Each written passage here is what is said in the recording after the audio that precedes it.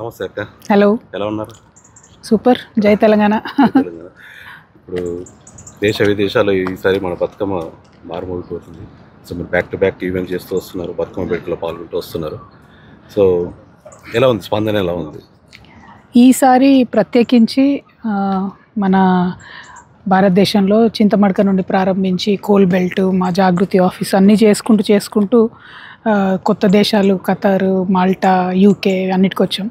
London నేను చాలాసార్లు వచ్చినా కూడా బతుకమ్మకు రాకుండా 9 సంవత్సరాలు అయిపోయింది. సో లండన్ కూడా ఈసారి ప్రత్యేకంగా ఉంది. సో అన్ని చోట్ల ఎక్కడెక్కడైతే బతుకమ్మకి వెళ్ళినామో ఓవర్వెల్మింగ్ రెస్పాన్స్, చాలా మంచిగా స్వాగతం పలకడం, అందరు హ్యాపీగా ఆడుకోవడం. అంటే పోయినసారి కూడా అన్ఫార్చునేట్ సిచ్యువేషన్స్ వల్ల నేను పాల్గొనలేకపోయినాను. సో ఆ ప్రేమ ప్రజలందరూ చూపించేది మాత్రం చాలా సంతోషం అనిపించింది. వేల సంఖ్యలో నిన్న లండన్లో అయితే నేను ఎక్స్పెక్ట్ చేయలే. అసలు చూడగానే ఒక్కసారి వీళ్ళు ఏంటి ఇంతమంది ఎక్కడున్నారు లండన్లో అనేట్టు అనిపించింది. చాలా బ్యూటిఫుల్గా జరిగింది. సో మంచి ప్రోగ్రామ్, మంచిగా అనిపించింది మొత్తం.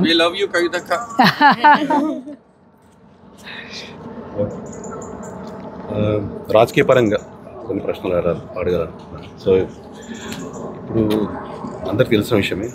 సో ఇప్పుడు జరుగుతున్న ఏదైతే మీరు బీఆర్ఎస్ పార్టీ కూడా మీ స్పీకర్ ఫార్మాట్లో రాజీనామా పంపించారు, బట్ ఇప్పటికి ఇంకా ఆమోదం రాలేదు గుత్తా సుఖేందర్ గారు.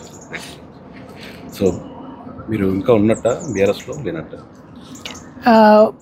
అన్ఫార్చునేట్ సిచ్యువేషన్ అండి. ఎందుకంటే పోరాటాల పార్టీ, ఉద్యమాల పార్టీ, ఇట్లాంటి పార్టీలో చీలికలు రావద్దు అనేటటువంటి అంశం కోసమే అందరం కూడా చాలా ప్రయత్నం చేసినాం.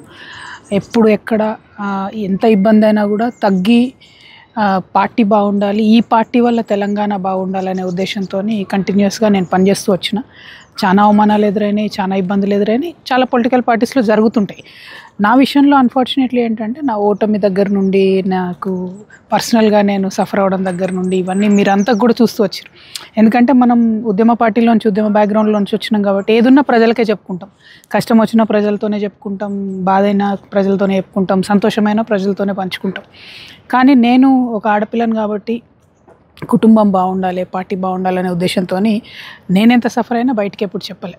కానీ మొన్న జరిగిన unfortunate incidents I was forced to talk about certain things by other people, not me. It was not my choice. ఒకసారి వన్స్ పబ్లిక్లోకి వచ్చిన తర్వాత, పబ్లిక్ డొమైన్లోకి వచ్చిన తర్వాత మాట్లాడకపోతే నా తప్పు అవుతుంది. కాబట్టి నేను రియాక్షన్ ఇచ్చాను తప్పితే నేనెక్కడ కూడా నా సొంతగా ముందుబడి ఏమి యాక్షన్ తీసుకోలేదు. ఆ విషయం తెలంగాణ ప్రజలందరూ కూడా గమనిస్తూ ఉన్నారు. అంటే నేను విదేశాల్లో ఉన్నప్పుడు నన్ను అనవసరంగా ఆ బొగ్గు గని కార్మిక సంఘం నుండి తీసేయడం అంత అవసరమేం లేకుండే. ఇమీడియట్గా ఎన్నికలు ఏం లేకుండే, వేరే ఏం లేకుండే. పైగా అదొక పదవి కాదు, అదొక బాధ్యత, గౌరవాది. సో ఇట్లాంటి అంశాలన్నీ కూడా ప్రజల ముందు ఉంచాను నేను. సో నేను అనేది ఏంటంటే, ఎప్పుడైతే పార్టీ నన్ను సస్పెండ్ చేసింది, పార్టీ అంటే అది మా ఇల్లు, నాకు ఫ్యామిలీ, నాకు ఒక ఉద్యమం, తెలంగాణ యావత్తు రిప్రజెంటేషన్గా మనము ఆ పార్టీని చూసాం. సో నన్ను బయటికి పంపించడము అని అంటే డెఫినెట్గా బాధ అనిపించింది. మన తెలంగాణ వాళ్ళకు రేషం ఎక్కువ ఉంటుంది, ఆవేశం కూడా ఎక్కువ ఉంటుంది. నన్ను సస్పెండ్ చేయగానే మరి నన్ను పార్టీ వద్దనుకుంటే పార్టీ కూడా నాకు వద్దు అని చెప్పి నేను రిజైన్ చేశాను. స్పీకర్ ఫార్మాట్లో పార్టీ ప్రాథమిక సభ్యత్వానికి కూడా రిజిగ్నేషన్ ఇచ్చిన. ఇక స్పీకర్ ఎందుకు యాక్సెప్ట్ చేస్తలేడో, అవి ఏం కాంగ్రెస్ పాలిటిక్సో నాకు తెలియదు.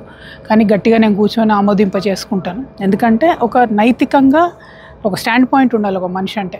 పార్టీ నుండి నాకు వచ్చిన బెనిఫిట్, డెఫినెట్గా నేను పార్టీ వద్దన్నప్పుడు వదిలేయాలి. కానీ పార్టీకి కూడా 20 ఏళ్ళుగా నేను ఎంత పని చేశాను అన్నది ప్రజలకు కూడా తెలుసు, వేరే కాదు.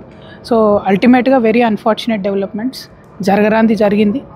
బట్ లైఫ్లో ఎప్పుడే జరగరాంది జరిగినా కూడా ధైర్యం ఒక్కటే నా విధంగా నేను ముందుకెళ్ళాను. అది ఇదివరకైనా కష్టాలైనా సరే, ఇప్పుడైనా సరే ధైర్యంగా ముందుకెళ్తాను. ఇది కేవలం రాజకీయ విభేదాల నుంచి కూడా వచ్చా, లేకపోతే మీ వ్యక్తిగత విభేదాలు కూడా దీంట్లో కలిసి? అంటే ఉద్యమంలో ఏదైతే నికార్సుగా, స్వచ్ఛందంగా, ప్రాణం పోయినా పర్వాలేదు తెలంగాణ రావాలని పనిచేసినటువంటి వాళ్ళు రాను కొంత స్వార్థం ఎంటర్ అయిందన్న విషయం అర్థమైంది కొందరు వ్యక్తులకు. వాళ్ళు మొత్తం వ్యవస్థను భ్రష్టుపట్టించే విధంగా పనిచేసినప్పుడు ఎప్పటికప్పుడు క్లీన్ చేసుకుంటా, పర్చ్ చేసుకుంటా ముందుకు పోవాలి. అది జరగలేదు అన్నది నా ఆలోచన. దాని పర్యవసానమే ఇప్పుడు జరుగుతున్నటువంటి అన్నీ కూడా.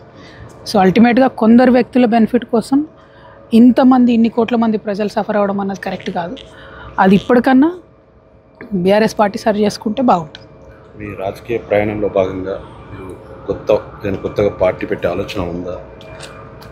ఇప్పటి వరకు ఏమీ నిర్ణయం తీసుకోలేదండి.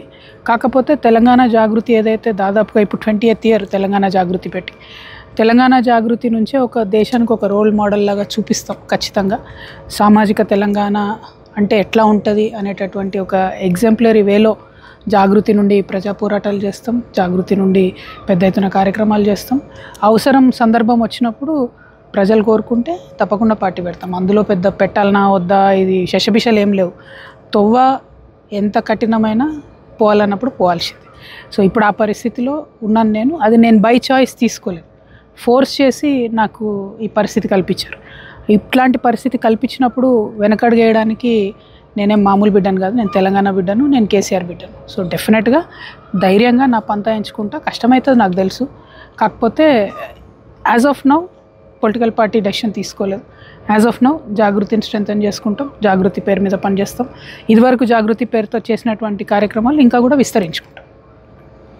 కొంచెం ఇబ్బందికరమైన ప్రశ్న, మీరు కొన్ని నెలలుగా జైల్లో నుండి బయటకు వచ్చాక మీ వైఖరిలో కొంచెం మార్పు వచ్చింది.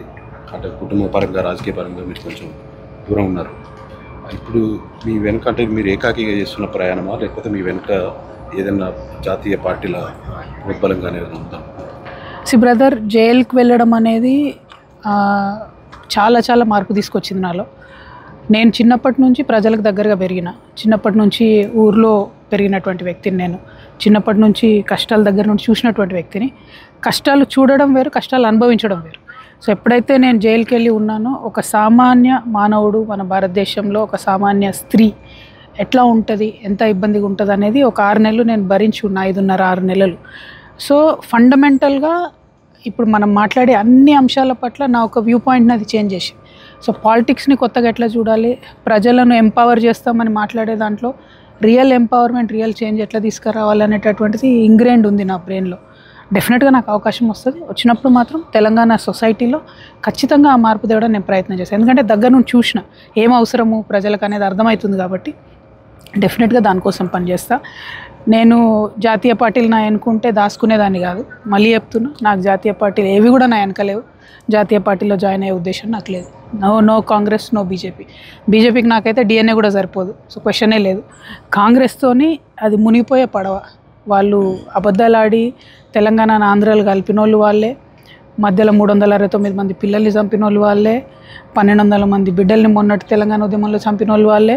ఇప్పుడు నీట్గా సాగుతున్న అభివృద్ధిని మొత్తం బ్రష్ పట్టిస్తుంది కూడా కాంగ్రెస్ పార్టీ.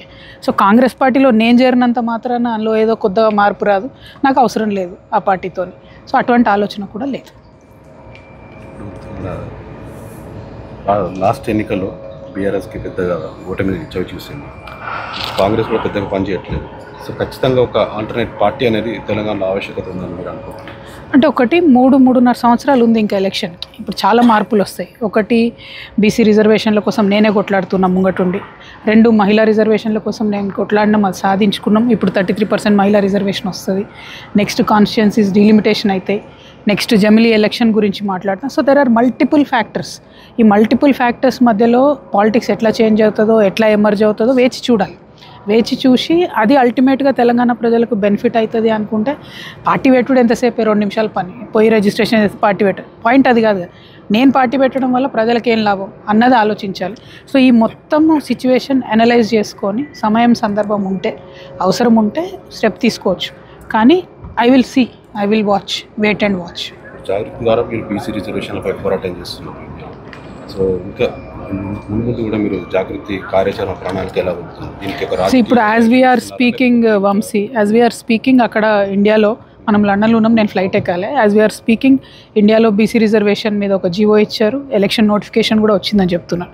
కానీ నాకు కాంగ్రెస్ పార్టీ మీద ఏమాత్రం నమ్మకం లేదు. ఖచ్చితంగా వాళ్ళే మళ్ళీ పోతారు, మళ్ళీ ఎవరితోనో కేసు వేపిస్తారు, అది ఆపుతారు. సో ఒక రియల్ సోషల్ చేంజ్ రావాలంటే అది కేవలం తెలంగాణ ఉద్యమం ద్వారా, కేసీఆర్ ద్వారానే సాధ్యమైంది. మళ్ళీ ఒక రియల్ చేంజ్ రావాలి ఈ రాష్ట్రంలో అనుకుంటే మనలాంటి వాళ్ళం, ఉద్యమకారులం, సిన్సియర్గా తెలంగాణలో మార్పు రావాలనుకునే వాళ్ళం ముందట అడుగేస్తేనే వస్తుంది. అది కాంగ్రెస్ లాంటి యాంటిక్ పార్టీలతో రాదు, ఇన్సిన్సియర్ పార్టీలతో అసలే రాదు. So let us see what will happen, we will figure it out. Hit TV app, ఇందులో short news, live news, entertainment shows, movies, digital magazines తో పాటు మీ జిల్లా వార్తలను కూడా ఫ్రీగా చూడొచ్చు.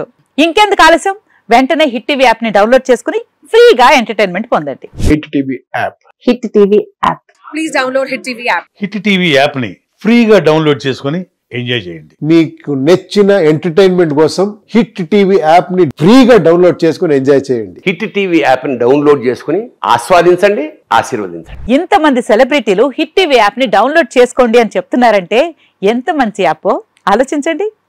అమెరికా అమెరికా అమెరికా అమెరికాలో చదవాలనుకునే వాళ్ళకి విశ్వసనీయమైన పేరు మన శౌర్య కన్సల్టెన్సీ.